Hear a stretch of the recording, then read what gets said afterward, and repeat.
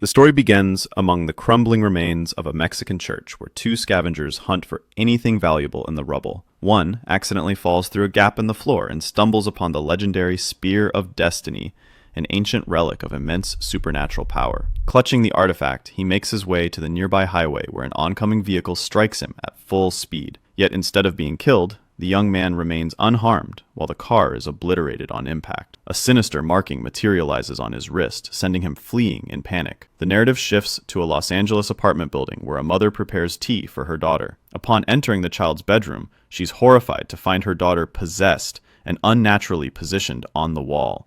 John Constantine, a supernatural investigator, arrives via taxi while lighting a cigarette. Father Hennessy greets him at the entrance, admitting he summoned Constantine because the demonic presence proved too powerful for him to handle alone. Constantine enters the bedroom where the possessed child is restrained. He sets his burning cigarette aside, moves to the window, and pulls away the curtains. From his pocket, he produces a collection of religious symbols on a keychain, testing each one against the sunlight until identifying which one agitates the demon. Climbing onto the bed, he presses the chosen symbol against the girl's forehead, seemingly banishing the entity. However, Constantine spots irregular marks on her skin, and the demon launches a violent counterattack and requests a large mirror be brought immediately. Constantine yanks electrical wiring from the wall, shatters the window glass, and shouts to Chaz, his young driver below, to retreat to safety. Several building residents arrive carrying a mirror, positioning it over the exorcist. They secure one end of the wire to the mirror, while Hennessy grips the other.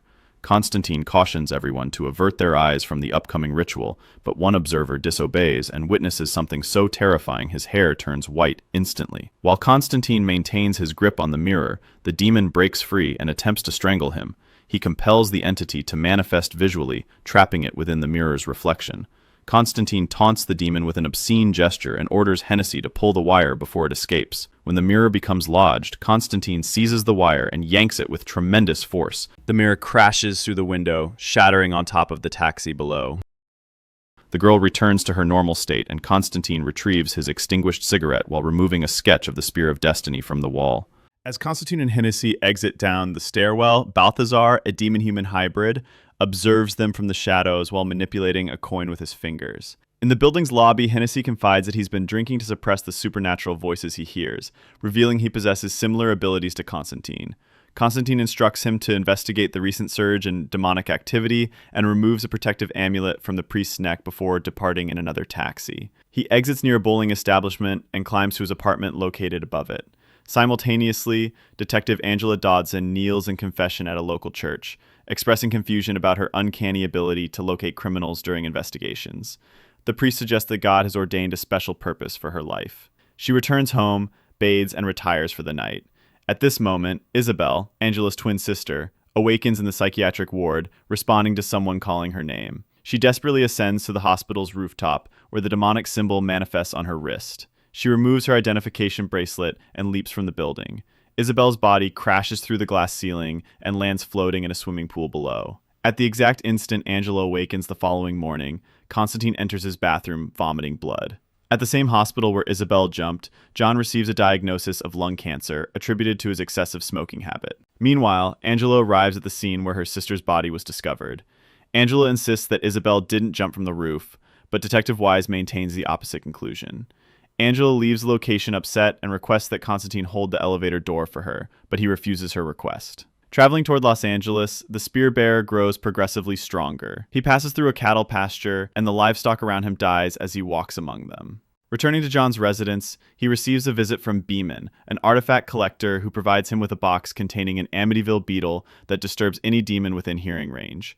Beeman also allows John to use Dragon's Breath ammunition in a weapon. When Beeman inquires about John's current case, he mentions witnessing a demon attempting to cross into their realm through a young girl. Beeman declares this impossible, but John insists he help investigate. Subsequently, John arrives in Chaz's taxi for an audience at the church with the half-angel Gabriel. Angela follows behind, interested in speaking with the priest. Both recognize each other from the hospital but proceed in separate directions. Angela attempts to convince the priest to perform a Catholic funeral service for Isabel, but he explains this isn't possible, leaving her frustrated. Meanwhile, John asks Gabriel to extend his life so he can hunt more demons. Gabriel refuses because Constantine's actions wouldn't guarantee his entry into heaven, as he has always acted selfishly. John then leaves the location in the rain. Chaz exits the car calling to him, and Angela overhears his name. During this time, Father Hennessy uses his abilities to search through newspapers for clues, as John had requested earlier, leading him to the news of Isabel's death. Angela then reviews the security footage of the incident with her sister and hears her whisper Constantine's name before jumping. The police write his name on a piece of paper, and nearby telephones begin ringing abnormally. Returning to Constantine, he exits a gas station to the roadside and suffers a severe coughing attack that brings him to his knees. When John raises his face, he notices a demon composed of insects and venomous animals beside him. The two immediately begin fighting. Constantine uses the Amityville beetle to repel the creature, runs into the middle of the road, and causes the entity to be struck by a moving vehicle. Afterward, John proceeds with Chaz to the Midnight Bar, an establishment frequented by all types of half-breeds. John instructs the young man to stay in the car, but he insists that John allow him to accompany him. Upon reaching the entrance, John quickly deciphers the card that permits his passage, but Chaz makes an error and is forced to wait outside. Constantine then enters the bar and is observed by the creatures. He is subsequently received in the office by Papa Midnight, the sorcerer who owns the establishment. John pulls up a chair and sits facing his colleague, who speaks of rumors that Satan would personally come for Constantine's soul. John lights another cigarette and mentions the demon he encountered on the highway, requesting to use the chair. Midnight refuses to help, as it would break his neutrality treaty. At this moment, Balthazar appears and John attempts to kill him, but Midnight reminds Constantine that such actions aren't permitted there. John then has a violent coughing attack and returns home. Constantine becomes distracted, capturing a spider in a glass using his cigarette smoke when Angela knocks at his door. She displays her police badge to the exorcist, and he allows her entry. Angela discusses her sister's death, but John refuses to assist her and directs her to leave his apartment. Angela then approaches him, releases the trapped spider from the glass, and exits the premises. Immediately afterward, shadowy figures move past the window, and Constantine pursues the woman. He follows her on the street, attempting to initiate conversation while explaining God and Satan's wager over human souls. The streetlights extinguish, and both cross the street toward a sacred altar. They hear a demon approaching. John performs an incantation and burns all the creatures. The lighting is quickly restored. Angela vomits from the sulfur, and John explains that those demons were soul collectors, which is why he becomes interested in helping her. They proceed to the detective's apartment, where she fills a container with water and carries it to a chair. John takes Isabel's cat in his arms to use in the spell and submerges his feet in the water. John then asks Angela to leave so the ritual can function, and she complies. Subsequently, he stares intently at the feline, and at the exact moment Angela touches the door, he is transported to hell. Constantine walks through the streets searching for Isabel.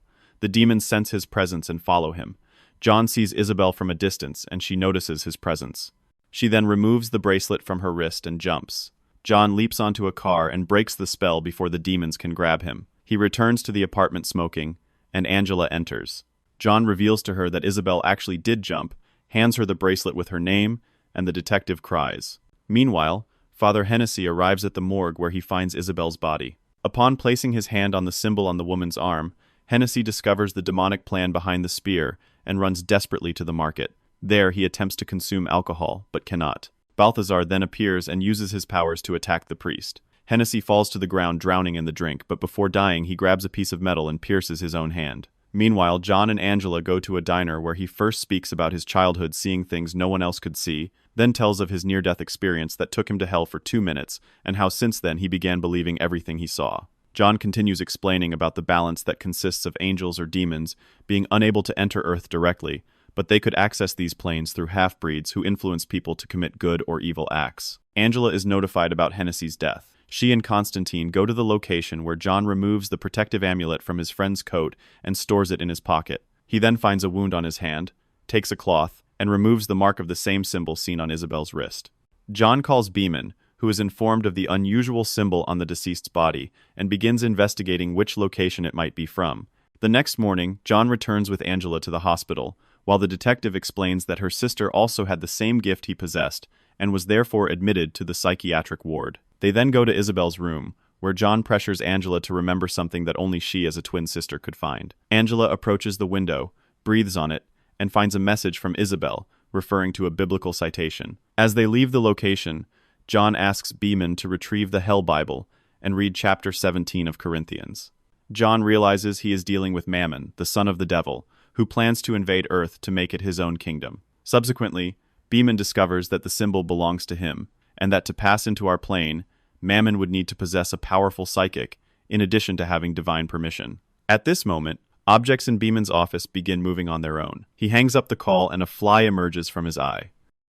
John and Angela hurry to reach the bowling club where Beeman is located, but they find him dead and covered with flies. Angela then visits Constantine's apartment and reveals that as a child she possessed the same abilities as Isabel, but chose to reject believing in them. John attempts to convince her to keep things that way since it would prevent her death, but she insists on seeing hell as her sister did. John fills a bathtub. Angela removes her blazer and lies in the water. She immediately loses her breath and attempts to breathe, but John holds her body beneath the water until she finally crosses to the other plane. The next moment, Angela returns, and both are thrown to the floor. The experience causes Angela to recover her psychic powers, so she quickly rises, runs to Beeman's office, and retrieves a coin from the floor used by someone who had been there. John realizes it belongs to Balthazar and prepares a weapon with dragon's breath, then heads to the half, breeds company with the detective. After arriving at the parking garage, John brings his face close to Angela and places an amulet around her neck. He then asks her to wait there and exits the vehicle. Subsequently, Balthazar is surprised by John's attack while looking in the mirror, but quickly takes control of the situation by immobilizing Constantine by the neck. Back at the car, Angela decides to leave to help, but not before removing her blazer and magically removing the cord from her neck. Returning to the confrontation, John takes brass knuckles from his suit and strikes the half-breed until he falls onto the table. John threatens Balthazar with forcing his entry into heaven. Fearing this might happen, Balthazar reveals to Constantine that Mammon would pass to Earth thanks to the Spear of Destiny, which was used to kill God's son on the cross. Angela arrives in the room, and Balthazar reveals that his mission from the beginning was to bring the detective there. John takes a final shot at the half-breed and heads for the exit. As soon as the pair reaches the elevators, John notices the absence of the amulet on Angela, and quickly an invisible force pulls her out of the building. John then returns with Chas to the Midnight Club. He punches the security guard and invades the office. He asks again for his friend to let him use the chair, and once more the sorcerer refuses, injuring John with his hands. However, John convinces his friend that no one else was following the pact, and he finally decides to help him. They go to a secret room where an old electric chair is kept, which was used to kill 200 prisoners, and indeed ignites. John drags the chair toward the east, sits down, and the sorcerer wets his feet with cold water. Midnight then breaks a light bulb and places the power source in the water. This conducts John in astral form along the entire route the Spear of Destiny followed, since it was found in Mexico, and discovers it is at the psychiatric hospital with several demons. Midnight then brings John back to the room before he can be killed, and Chas appears. In the next scene, Chas melts religious gold pieces and prepares bullets to face the demons. Midnight tells John that the boy could help him. The sorcerer prays for them, and the two head toward the hospital. Meanwhile, Angela is thrown into the swimming pool by the invisible force. She draws her weapon from her waist searching for the enemy, and the bearer of the Spear of Destiny emerges behind her. Angela shoots uselessly at the man's body as he approaches her without great difficulty. John and Chas then enter the hospital. The boy goes to the water system and places a cross inside to purify it, while John invades the room where the demons are gathered. Constantine climbs on a chair, uses his lighter, and activates the sprinklers, releasing holy water over everyone. The half-breeds begin to die, and John goes on the attack, destroying them with gunshots. However, John's bullets run out before he defeats the last demon, and Chas saves his life. Meanwhile, the man keeps Angela submerged, forcing her to return to hell so Mammon can possess her. Back at the hospital, Constantine and Chas enter the room but only see the man's corpse floating in the pool. John is surprised by Angela already possessed by Mammon. He drops his weapon and attempts to exorcise her in the water, but the demon begins to drown Constantine, and Chas helps him bring Angela to the ground. While the boy holds the body, John exorcises the demon. However, just like the young girl at the beginning of the film, Mammon tries to exit Angela's body through her stomach, and John restarts the ritual. But Constantine was already weak, so Chas helps him recite the words and interrupt the demon's passage. A mysterious force grabs Chas and smashes him repeatedly against the floor and ceiling. John races to save his friend, but watches helplessly as the boy dies from the brutal assault. Enraged, Constantine rolls up his sleeves, revealing magical sigils tattooed on his arms. He channels their power and casts a spell, forcing any invisible beings to show themselves. Gabriel instantly appears and slams John to the ground before lifting him by the throat. The archangel explains her plan to help Satan's son take over Earth, believing the resulting suffering will make humans deserve God's love. She grabs John's tie, blows in his face, and sends him flying into the next room. Gabriel seals the area where Angela lies unconscious and returns to complete Mammon's release. John recovers, picks up a glass shard, and cuts his palm open. As Gabriel raises the Spear of Destiny to strike Angela, Lucifer materializes in front of Constantine. Time stops around them. The devil casually brings over a chair, sits down facing John, and even lights his final cigarette. John reveals Gabriel and Mammon's plot to betray Lucifer and conquer Earth without his knowledge. Furious, the devil rushes into the other room just as Gabriel drives the spear downward. Lucifer pulls Angela away, and the weapon strikes the floor instead. He wraps Mammon in a deadly embrace. Gabriel curses at Lucifer and swings her fist, but her arm freezes mid-punch. The devil smiles, realizing heaven has turned against her. He snaps his fingers and banishes Mammon back to hell, then rips Gabriel's wings off her back and throws her into the pool. Lucifer returns to John and offers him any reward he wants. Constantine rejects eternal life and instead asks for Isabel's soul to be released to heaven. Lucifer accepts the deal, then grabs John's dying body and tries to drag him to hell as payment. But divine light floods the room, and John's spirit starts rising toward heaven. Constantine gives Lucifer the middle finger while ascending. The devil angrily pulls him back down. In a final act of revenge, he removes the cancer from John's lungs and brings him back to life, promising he'll find another way to damn himself soon. John and Angela both wake up. He helps her stand, takes the Spear of Destiny, and approaches the defeated Gabriel. She thrusts the gun at him and begs to die, but John simply punches her in the face. Angela is on the roof when John appears beside her. He hands her the spear and tells her to hide it where no one will ever find it. They laugh together and promise to see each other again before they go their separate ways. As she walks away, John pops a piece of nicotine gum in his mouth, beginning his journey to quit smoking. After the credits roll, John approaches Chas's grave and places his gold lighter on the headstone. As he stands to leave, wings unfold behind him. Chas appears as an angel, smiles at his friend, and flies off into the sky. That was Constantine, a dark, supernatural thriller full of demons, angels, and everything in between. Did you like it? Leave your opinion in the comments, like if you enjoyed it, and don't forget to subscribe so you don't miss the next recap. Until next time, thanks for watching.